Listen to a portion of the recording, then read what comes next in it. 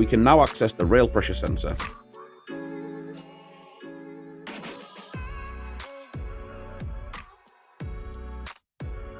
Remove the rail connector by first pulling back the locking tab, then pushing down on its releasing tab and pulling back on the connector.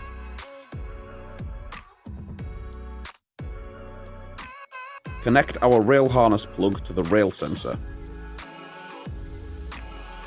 Then connect the factory rail connector to the corresponding plug on the supplied wiring loom.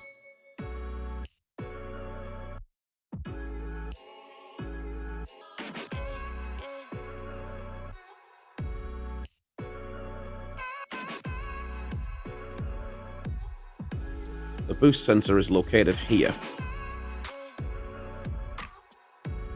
Remove the boost connector by first pulling back the locking tab, then pushing down on its releasing tab and pulling back on the connector.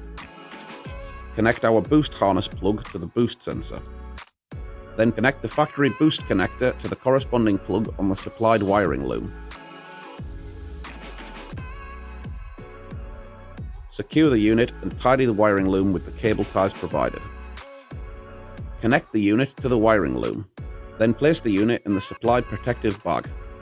Route the unit and harness away from direct heat and moving parts.